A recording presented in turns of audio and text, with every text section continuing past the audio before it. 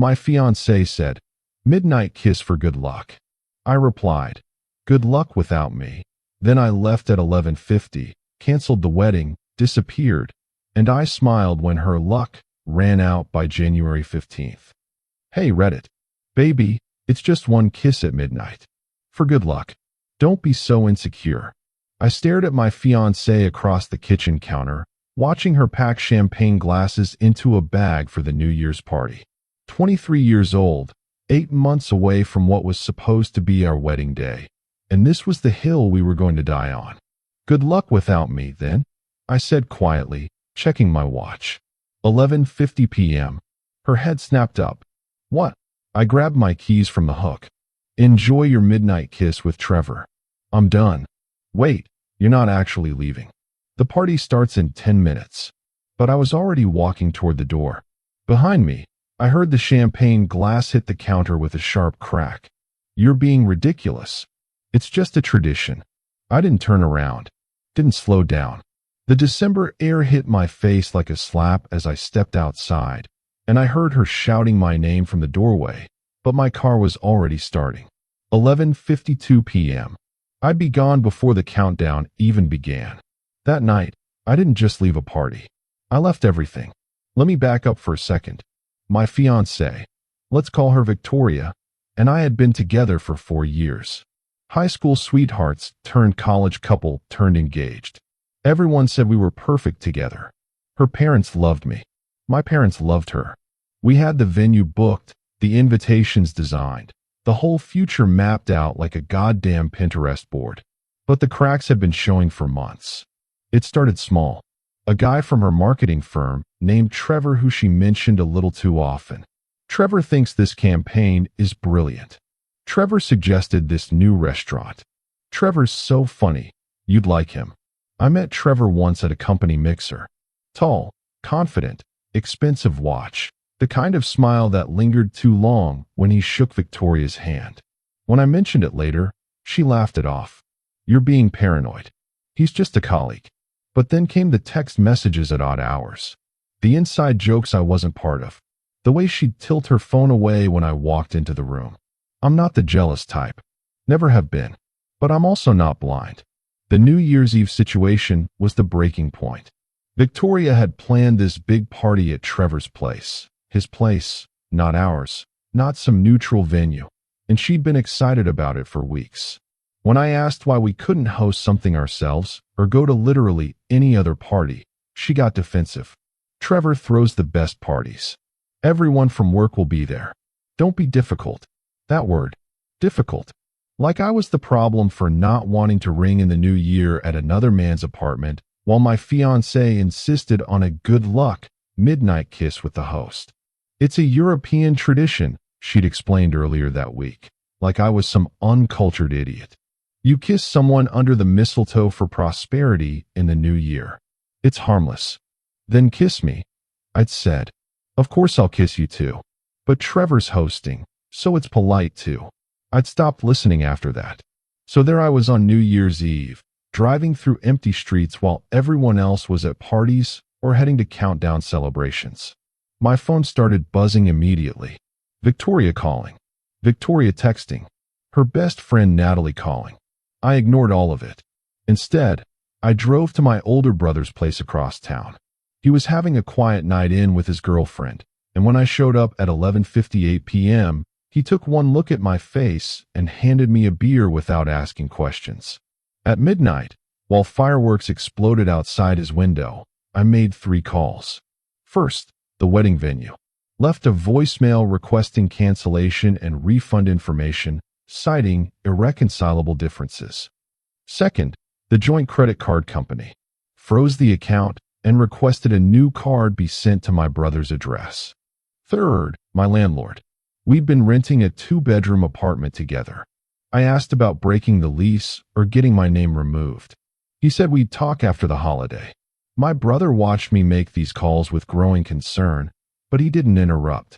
When I finally set the phone down, he said, "You sure about this?" Completely. What did she do? Doesn't matter anymore. It's over. He nodded slowly. You can stay here as long as you need.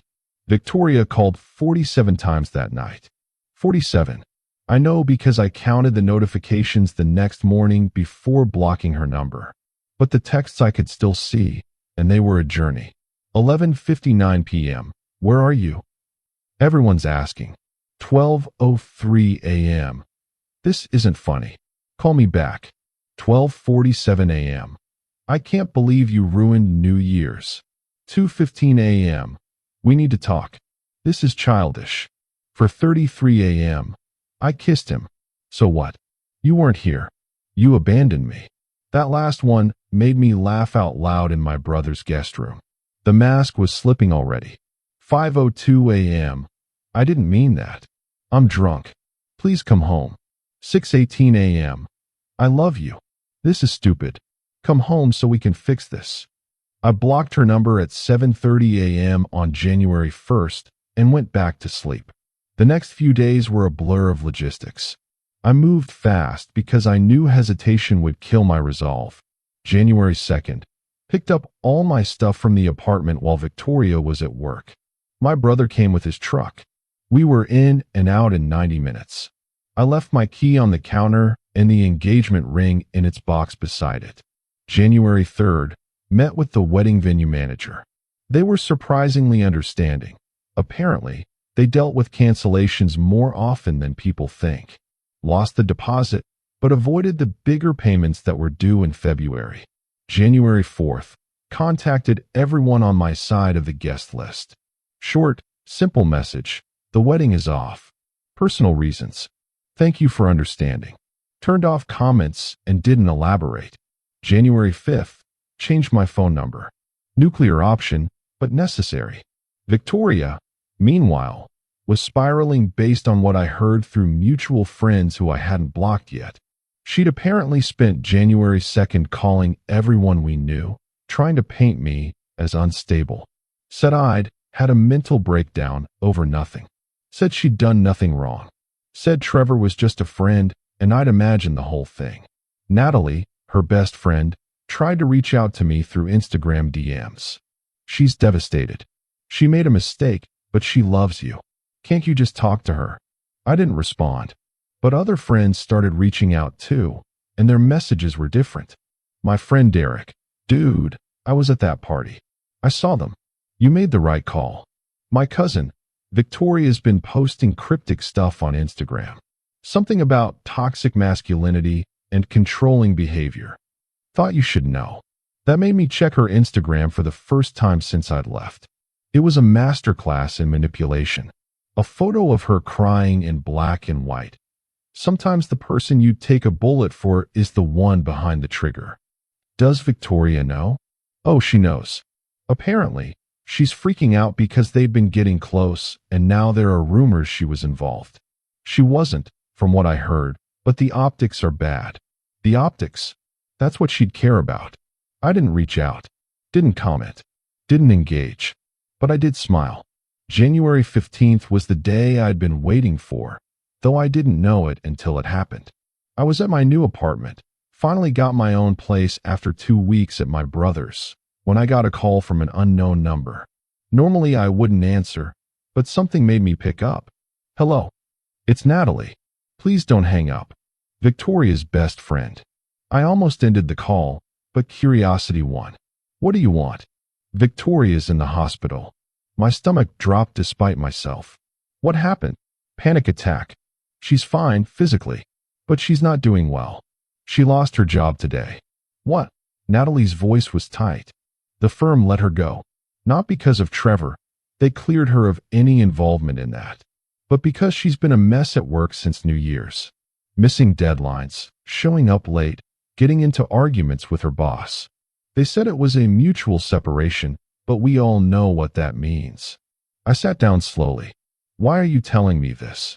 Because she's asking for you. She wants to apologize. She wants. No. Please. Just hear her out. She knows she messed up. She knows she hurt you. But she's falling apart and… Natalie. My voice was calm, almost gentle. Victoria made her choices. She prioritized a fantasy with Trevor over our relationship. She tried to gaslight me into thinking I was crazy for having boundaries. She posted online calling me abusive for leaving a situation that was disrespecting me. And now that her life is falling apart, now that Trevor's gone, the job's gone, the wedding's gone, she wants me back. Silence on the other end. That's not love, Natalie. That's desperation. And I'm not anyone's backup plan. She really does love you. Then she should have loved me on December 31st when it mattered. I hung up. The thing about walking away from something toxic is that people expect you to feel bad about it. They expect guilt, regret, second thoughts. They expect you to be the bigger person and extend grace and forgiveness. But I felt none of that. I felt free.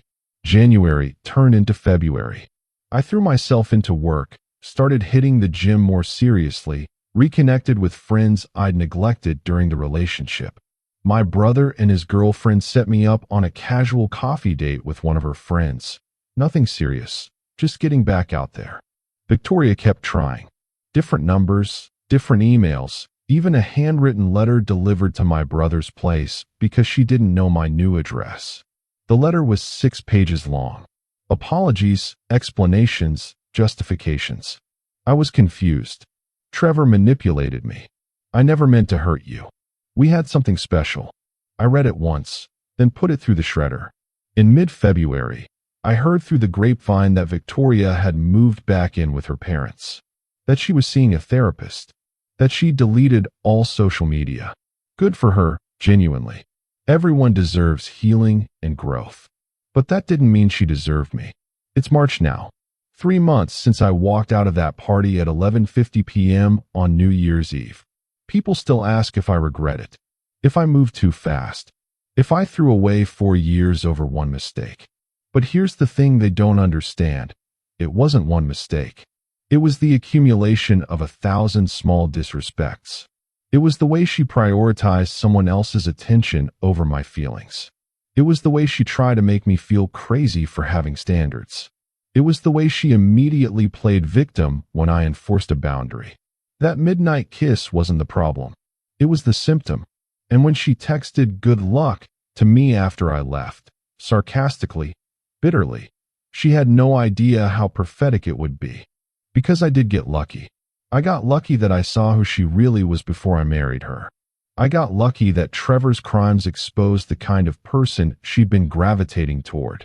I got lucky that I had the strength to walk away when it hurt most. Her luck, on the other hand, ran out exactly when it needed to. By January 15th, she'd lost her job, her reputation at work, her social media presence, and whatever fantasy she'd built with Trevor. She'd lost the wedding, the apartment, and me. And I watched it happen with the quiet satisfaction of someone who dodged a bullet. Sometimes at night, when I can't sleep, I think about that moment in the kitchen. The champagne glasses, her dismissive tone, the way she expected me to just accept being disrespected because it was tradition. And I think about the alternative timeline where I stayed, where I went to that party, watched her kiss Trevor at midnight, swallowed my pride, and married her anyway. In that timeline, I'm miserable. I'm second-guessing everything. I'm checking her phone and wondering if I'm crazy and slowly losing myself. But in this timeline, the real one, I'm free. I'm in my own apartment with furniture I picked out. I'm making plans with friends without checking with anyone. I'm going on dates without the weight of a failing relationship dragging me down. And when midnight struck on New Year's Eve while I sat in my brother's living room making phone calls that would change my life, I wasn't kissing someone for good luck. I was creating my own luck. Because luck isn't something you wish for at midnight. It's something you build by making hard choices when it matters most. Victoria learned that the hard way. And me? I learned that walking away isn't giving up. Sometimes it's the bravest thing you can do. 3 months later, I don't miss her. I don't miss the anxiety or the arguments or the constant feeling that I wasn't enough. What I miss is the person I thought she was. The version of her that existed before Trevor, before the lies, before the disrespect. But that person was never real. And the person I am now, the one who walked out at 11:50 p.m. and never looked back, is more real than I've ever been. Last week, I ran into one of Victoria's co-workers at a coffee shop. She recognized me and hesitated before approaching. "I'm sorry about what happened," she said carefully. "Don't be." "I'm not." She looked surprised. Really? Best decision I ever made. For what it's worth, I think you were right. About everything. It's been hard to watch." I nodded. I hope she figures it out. But that's not my responsibility anymore. The coworker smiled sadly. "She thought you'd come back, you know.